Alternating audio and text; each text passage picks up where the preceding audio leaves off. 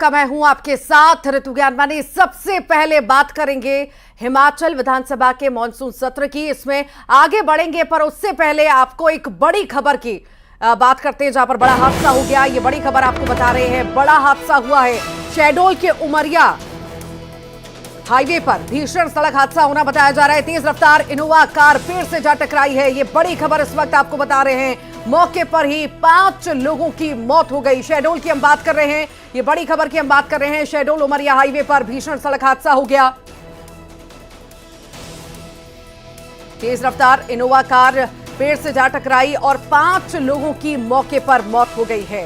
तेज रफ्तार का कहर एक बार फिर देखने को मिला है। आए दिन हम ऐसे हादसे देखते हैं जब तेज रफ्तार की वजह से कहीं ना कहीं कई सारी जानें चली जाती हैं, और कुछ ऐसी ही तस्वीर एक बार फिर देखने को मिली है। तेज रफ्तार इनोवा कार पेड़ से जा टकराई, मौके पर ही 5 लोगों की मौत हो गई। मृतकों में शहडोल जिले के लोक सेवा प्रबंधक अवनीश दुबे, खनिज निरीक्षक पुष्पेंद्र त्रिपाठी, गोपारू जनपद में पदस्थ मनरेगा इंजीनियर समेत 2 अन्य लोगों की मौत हुई है। सभी अधिकारी जन्मदिन पार्टी मनाकर लौट रहे थे। गुनगुटी चौकी के मजगवा के पास यह हादसा होना बताया जा रहा है। तस्वीरें देख के आप समझ सकते हैं कितना भीषण यह हादसा हुआ है कि कार पूरी तरह से चूर चूर हो चुकी है, परखच्चे कार के उड़ चुके हैं। ये तस्वीरें आप देख रहे हैं, कितना भीषण सड़क हादसा है कि पूरी तरह से गाड़ी के परखच्चे उड़ चुके हैं। शहडोल उमरिया हाईवे की तस्वीरें हैं जहां पर भीषण सड़क हादसा हो गया और 5 लोगों की मौत हो गई।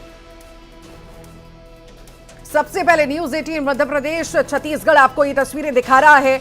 शहडोल की तस्वीरें हैं जहां पर बड़ा हादसा हुआ है।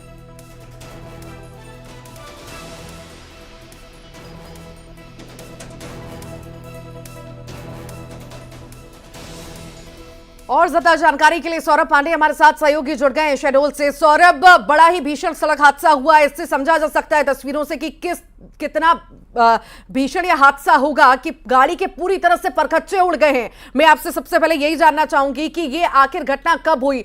देर रात हुई, सुबह को हुई? बताइए, जानकारी दीजिए। और ये हादसा रात तकरीबन 2 बजे के आसपास का बताया जा रहा है। जो शहडोल में लोक सेवा प्रबंधक अवनीश दुबे और जो खनिज निरीक्षक पुष्पेंद्र त्रिपाठी हैं, इनके एक रिश्तेदार रीवा से आए हुए थे। उनका जन्मदिन मनाने शहडोल मुख्यालय से उमरिया जिले के घुंघुटी के समीप गए हुए थे।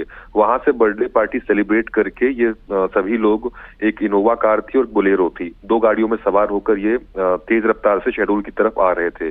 तभी कुछ हुआ है, अनियंत्रित हुई है गाड़ी और सीधे पेड़ से टकरा गई है। बताया जा रहा है कि मौके पर ही 5 लोगों की दर्दनाक मौत हो गई है।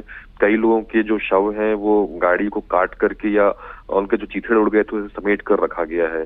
जो यह घटना है, इस घटना के बाद उमरिया पुलिस मौके पर आ गई थी और जो सभी के जो शव है वो पोस्टमार्टम के लिए पाली में रखाया गया है। और वहीं जो इनके रिश्तेदार है रीवा जिले से, उन लोगों को भी बुलाया गया है। इस घटना के बाद पूरे शहडोल में खड़गम की स्थिति मची हुई है। सारे प्रशासनिक अधिकारी मौके पर हैं और मामले की जांच भी की जा रही है। सौरभ, बड़ा ही दर्दनाक हादसा है। आखिर शुरुआती जांच में अभी पुलिस का क्या कुछ कहना है कि ये माने हम कि जो कार में सवार थे या जो ड्राइविंग कर रहे थे, क्या नशे की हालत में थे, इस वजह से शायद ओवर स्पीडिंग हो गई हो और बड़ा हादसा घटित हो गया हो? जो हादसे में जो लोग थे इनोवा में सवार, उनकी तो मौत हो गई है। जो पीछे एक गाड़ी बोलेरो थी उसमें जो लोग थे उनसे पूछताछ की जा रही है, लेकिन अभी नशे में थे ऐसा कुछ बहुत स्पष्ट निकल कर अभी तो नहीं आ रहा है। लेकिन जो अधिकारी थे, उनके साथ जो लोग थे, उन लोगों से पूछताछ की जा रही है। अभी शुरुआती दौर पर जो हाहाकार चीत्कार एक मचा हुआ है, उन तमाम स्थितियों के बीच में पुलिस अभी स्पष्ट नहीं कर पा रही है कि हादसे की मुख्य वजह क्या थी। लेकिन जिस तरीके से गाड़ी एक्सीडेंट हुई है, हादसे पे जिस प्रकार से क्षतिग्रस्त हो गई है, उसे देखकर बिल्कुल अंदाजा लगाया जा रहा है कि गाड़ी बहुत ही तेज रफ्तार पर थी। जी जी, तेज रफ्तार में गाड़ी थी और इसी वजह से कहीं ना कहीं हादसा होना बताया जा रहा है। सौरभ, आखिर अभी इस बारे में प्रशासन का कुछ कहना कि उनके जो परिजन हैं वो आए हों, और आखिर कहाँ के ये सभी रहने वाले थे? क्या सभी शहडोल के ही रहने वाले थे? कहाँ के रहने वाले थे? इस बारे में कुछ अपडेट? लोकसभा प्रबंधक जो अवनीश दुबे हैं और जो खनिज निरीक्षक पुष्पेंद्र त्रिपाठी, ये दोनों रीवा के रहने वाले थे। और जिस व्यक्ति का जन्मदिन था वह जो खनिज निरीक्षक शहडोल में पदस्थ हैं पुष्पेंद्र त्रिपाठी, उनके किसी खास रिश्तेदार का जन्मदिन था जो रीवा से यहाँ मनाने आए हुए थे। तो ये तमाम अधिकारी अपना एक दल बनाकर गए हुए थे जन्मदिन मनाने, और ये जन्मदिन मनाकर शहडोल की तरफ वापस लौट रहे थे, तभी यह हादसा बताया जा रहा है। इस घटना के बाद रीवा में सूचना दी गई है, जिसके बाद उनके तमाम रिश्तेदार और लोगों घर परिवार के लोग अभी तो फिलहाल पाली की तरफ गए हैं, क्योंकि उमरिया जिले के पाली अंतर्गत यह सड़क हादसा है। तो पाली में ही जो 4-5 लोगों के शव हैं रखे गए हैं पोस्टमार्टम के लिए, और वहां से पोस्टमार्टम की प्रक्रिया पूरी करने के बाद पुलिस जो है शव परिजनों को सौंपेगी। इसके बाद जो परिजन इस शव को लेकर रीवा निकल जाएंगे। इसमें मुख्य रूप से शहडोल के रहने वाले कोई अधिकारी नहीं जो स्थानीय रूप से हैं शहडोल के, लेकिन इनकी पदस्थापना सभी की शहडोल जिले में ही है।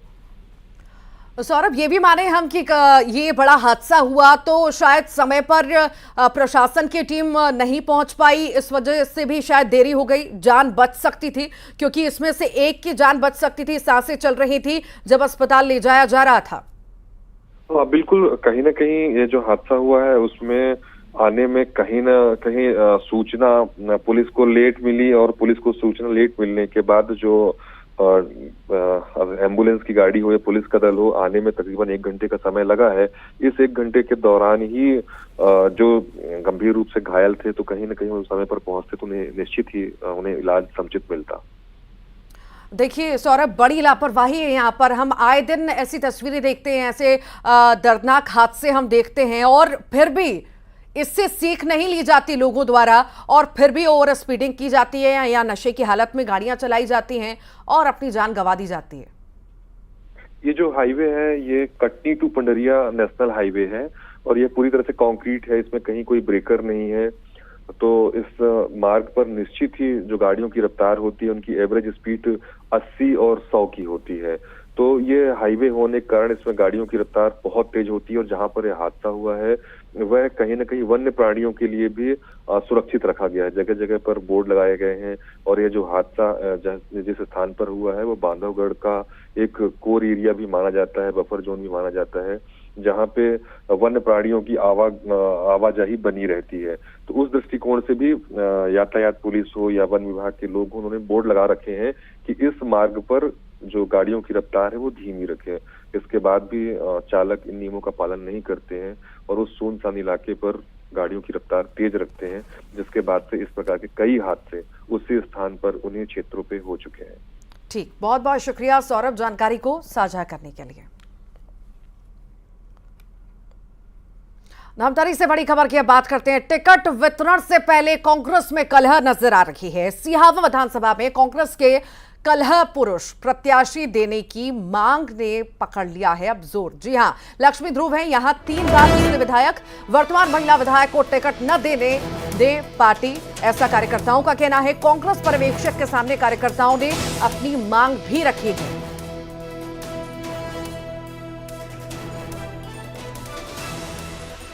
तो पुरुष प्रत्याशी की मांग ने अब कहीं ना कहीं जोर पकड़ लिया है, और महिला को टिकट न देने की बात यहां पर कही जा रही है। टिकट वितरण से पहले कांग्रेस में कलह नजर आ रही है।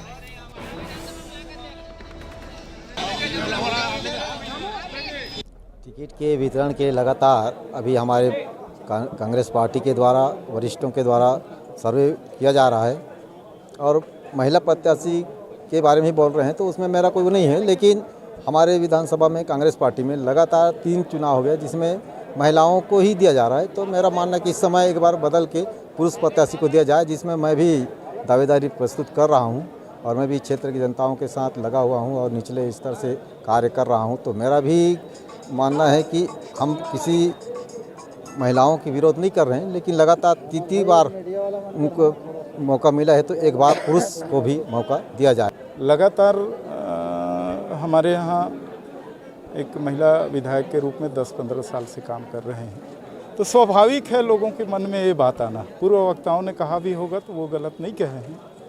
साथ साथ मेरा एक मानना है, सिहावा विधानसभा का प्रत्याशी के रूप में, अभ्यर्थी के रूप में मैं भी हूँ। लगातार 3-4 बार हो गया टिकट मांग कर रहे हैं हम लोग, लेकिन अभी तक के पुनः रिपीट कर देते हैं, या तो फिर कोई से पैराशूट आ गया।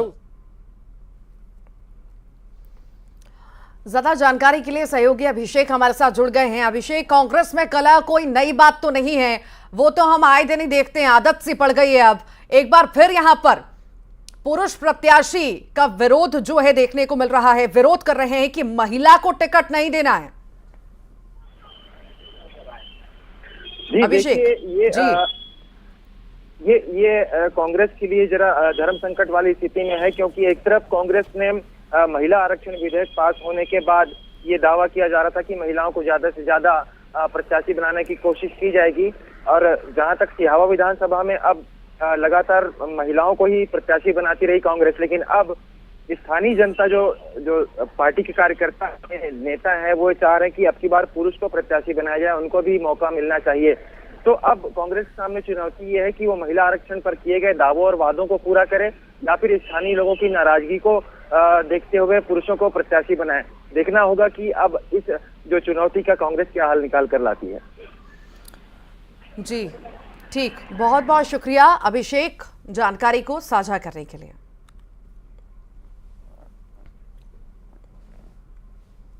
राजधानी भोपाल के रहवासी 30 सितंबर को आसमान में लड़ाकू विमानों की गरज का लुत्फ उठा पाएंगे। जी हां, बड़े तालाब पर होने जा रहे एयर शो के लिए प्रैक्टिस भी शुरू हो चुकी है। एयर शो के साथ ही स्काई डाइविंग का रोमांच भी नजर आएगा। बता दें कि प्रैक्टिस के दौरान सुखोई, राफेल सहित कई लड़ाकू विमान नजर आए। 28 को फाइनल रिहर्सल होगी।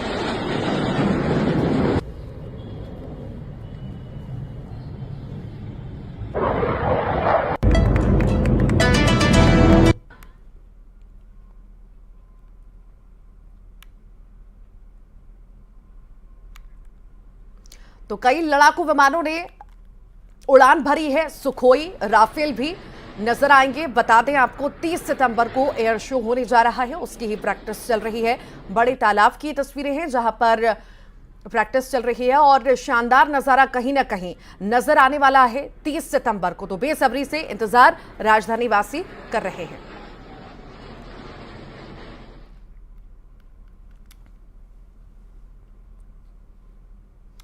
छत्तीसगढ़ की रगों में जहर घुल रहा है। मौत का सामान बेरोक टोक बट रहा है। नशे का कारोबार बेखौफ चल रहा है। प्रदेश की पहचान गांजा तस्करी के रूट के तौर पर बन रही है। पुलिस कार्रवाई का दावा कर रही है।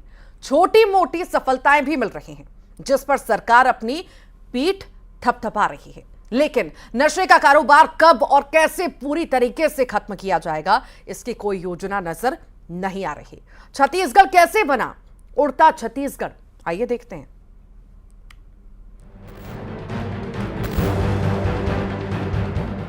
लाल आतंक से लड़ रहे छत्तीसगढ़ में अब एक और जंग शुरू हो गई है। नक्सलवाद से बेहाल छत्तीसगढ़ अब नशे की गिरफ्त में है। गांजा, ड्रग्स, टैबलेट, इंजेक्शन से लेकर कफ सिरप तक नशे के काम आने वाला हर सामान यहां उपलब्ध है। कभी अपनी अनूठी आदिवासी संस्कृति और परंपराओं की वजह से जाना जाने वाला छत्तीसगढ़ अब गांजा तस्करी के रूट के तौर पर अपनी पहचान बना रहा है। प्रदेश में नशे का कारोबार किस कदर फल फूल रहा है, इसकी गवाही ये आंकड़े दे रहे हैं। 3 साल में 3 किलो गांजा जब्त हुआ। तेलंगाना, आंध्र प्रदेश और उड़ीसा से आती है गांजे की बड़ी खेप। गांजा सप्लाई के लिए कॉरिडोर बना है छत्तीसगढ़। नशे के लिए कफ सिरप की भी सप्लाई होती है। पंजाब से छत्तीसगढ़ लाया जा रहा है ड्रग्स। 20 लाख से ज्यादा नशे के टैबलेट, सिरप, इंजेक्शन जब्त हुए हैं। 1 लाख किलो गांजा, 20 लाख से ज्यादा नशे की टैबलेट, सिरप और इंजेक्शन जब्त किए जाना, ये आंकड़े बता रहा है कि छत्तीसगढ़ किस कदर नशे का सौदागरों का ठिकाना बनता जा रहा है। प्रदेश की रगों में किस कदर नशे का जहर घोला जा रहा है। पुलिस खुद मान रही है कि छत्तीसगढ़ गांजा तस्करी का रूट बन गया है। पूरे देश भर में जहाँ भी गांजा का सप्लाई होता है वो उड़ीसा से ही होता है और छत्तीसगढ़ को जो है रूट के रूप में उपयोग किया जाता है। छत्तीसगढ़ के रूट से गांजा दूसरे प्रदेशों में भी जाता है, तो जैसे ही हम लोगों को सूचना मिलती है हम लोग दूसरे प्रदेश में जो गांजा जाता है उस पर भी कार्रवाई करते हैं। इस प्रकार मतलब बेसिकली जो गांजा है वो उड़ीसा से सप्लाई होता है, जो कफ सिरप है वो बिहार या उड़ीसा से सप्लाई होता है। तो हम लोग सोर्स पॉइंट पर भी जाने का प्रयास कर रहे हैं ताकि जहाँ से सप्लाई होता है उसकी भी गिरफ्तारी की जा सके। प्रदेश में गांजा तस्करी का कारोबार कितने बड़े पैमाने पर चल रहा है, ये बात प्रदेश के गृह मंत्री ताम्रध्वज साहू भी जानते हैं। ताम्रध्वज साहू नशे का कारोबार रोकने के लिए की जा रही पुलिस की कार्रवाई के बारे में बता रहे हैं। मादक द्रव्य पर चला ड्रग्स पर तो मैंने जानकारी दी कि यद्यपि गांजा की खेती हमारे यहाँ नहीं होती और तेलंगाना, आंध्र, उड़ीसा से गांजा यहाँ तस्करी करके लाते हैं। 1 लाख किलोग्राम से ज़्यादा गांजा इन 3 वर्षों में हम लोगों ने जब्त किया है। वैसे ही 20 लाख से अधिक हमारी नशीली टेबलेट है, सिरप है, इंजेक्शन है, वो सब हम लोगों ने, हमारी पुलिस ने यहाँ जब्त किया है। छत्तीसगढ़ में नशे का कारोबार बेरोक-टोक जारी है और शायद यही वजह है कि प्रदेश में अपराध का ग्राफ दिन ब दिन बढ़ता ही जा रहा है। पुलिस से लेकर सरकार तक को ये पता है कि प्रदेश कैसे नशे की गिरफ्त में जा रहा है, लेकिन सरकार नशे के कारोबार को खत्म करने में नाकाम नजर आ रही है। युगल तिवारी, न्यूज़ 18 छत्तीसगढ़।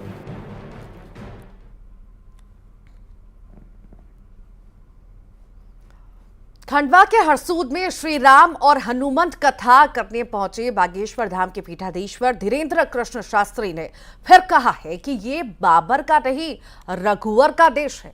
उन्होंने सनातन की बात की, हिंदू राष्ट्र की भी बात की, लेकिन इस बार उनके निशाने पर हिंदू धर्मगुरु भी आ गए। उन्होंने कहा कि धर्मगुरुओं को दुकान बंद होने का डर रहता है। हरसूद में सजा दिव्य दरबार, 2 दिनों तक बिराजे बागेश्वर सरकार। जाओ, हम भी कहते हैं आज से तुम्हारी समस्या तुम्हारी नहीं है, आज से तुम्हारी समस्या हमारे बागेश्वर बालाजी की है, हमारे सन्यासी बाबा की है। जाओ, तुम पेशी करना प्रारंभ कर दो, महीने में 1 बार, 2 महीने में 1 बार धाम जाना प्रारंभ कर दो।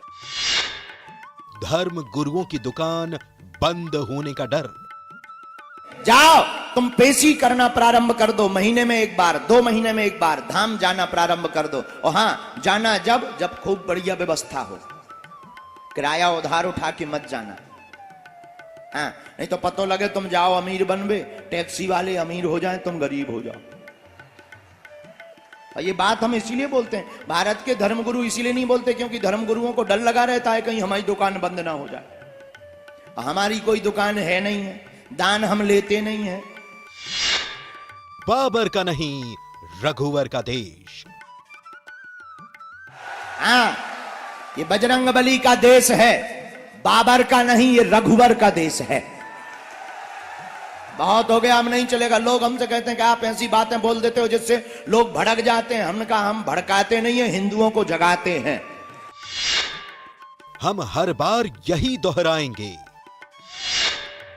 हिंदुस्तान हमारा है, हिंदू राष्ट्र बनाएंगे।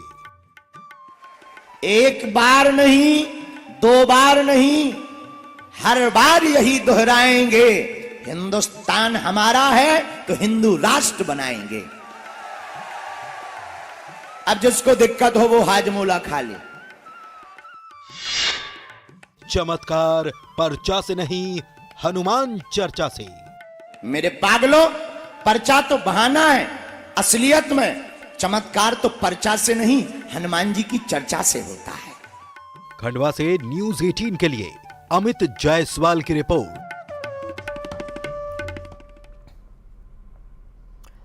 रीवा में प्रदेश का पहला इको पार्क का शुभारंभ हो गया है। विधानसभा अध्यक्ष गिरीश गौतम और जनसंपर्क मंत्री राजेंद्र शुक्ला ने पार्क का लोकार्पण किया। पार्क में महामृत्युंजय जाप के साथ ही हवन का कार्यक्रम भी रखा गया था। उसके बाद पार्क जनता के लिए खोल दिया गया। ये पार्क 25 करोड़ की लागत से बनकर तैयार हुआ है। इस इको पार्क को बीहर नदी के टापू को विकसित कर बनाया गया। पार्क में रेस्टोरेंट, एडवेंचर सहित बोटिंग की सुविधा है। पार्क में कोई सरकारी राशि नहीं खर्च की गई है। पूरी लागत जन भागीदारी के तहत पीपीटी निवेश पर बनाया गया।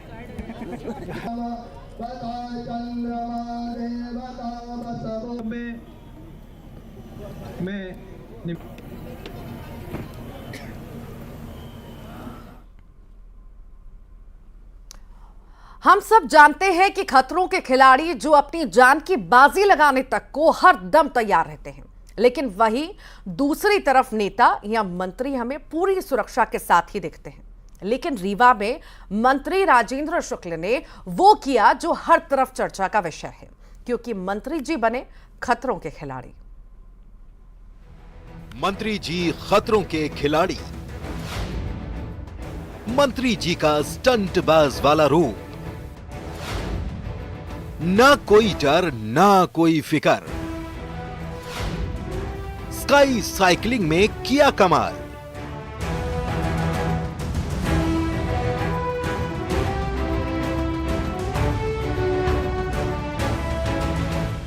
आमतौर पर नेता मंत्री झक सफेद कुर्ते में हाथ जोड़े नजर आते हैं, रुआब भी दिखाते हैं और उनके आसपास बड़ी सारी टोली नजर आ जाती है। लेकिन क्या आपने कभी किसी मंत्री को देखा है स्टंट करते हुए?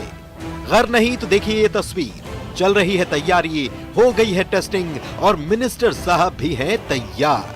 बस कुछ देर का इंतजार और लीजिए चल पड़े मंत्री जी खतरों की डगर पर। ये स्टंट है स्काई साइकिलिंग का और देखिए नीचे उफनती नदी और ऊपर साइकिल पर मंत्री जी। ना कोई डर ना कोई फिकर ना कोई हिचकिचाहट। इस साइकिल पर सवार है मध्य प्रदेश के जनसंपर्क मंत्री राजेंद्र शुक्ल, जिन्होंने बड़ी बेफिक्री से हवा में तारों के सहारे चलने वाली साइकिल से नदी के एक छोर से दूसरे छोर तक हवा में बीहर नदी को पार किया। दरअसल खतरों के खिलाड़ी बने जनसंपर्क मंत्री के स्टंट का नजारा रीवा में बनकर तैयार हुए इको पार्क का लोकार्पण होने से पहले का है। यहाँ मंत्री राजेंद्र शुक्ल ने स्काई साइकिलिंग का ट्रायल किया। राजेंद्र शुक्ल ने इको पार्क में बनाए गए एडवेंचर स्पोर्ट की साइकिलिंग का ट्रायल किसी और से नहीं बल्कि खुद करने का तय किया। बता दें कि पार्क को रीवा शहर से निकलने वाली बीहर नदी के टापू पर विकसित किया गया है, जहां सभी के मनोरंजन और सुकून की जरूरी चीजें उपलब्ध किए जाने का प्रयास किया गया है। रीवा से न्यूज़ 18 के लिए शिवेंद्र बघेल की रिपोर्ट। और इसी के साथ ही फिलहाल के लिए बुलेटिन में इतना ही।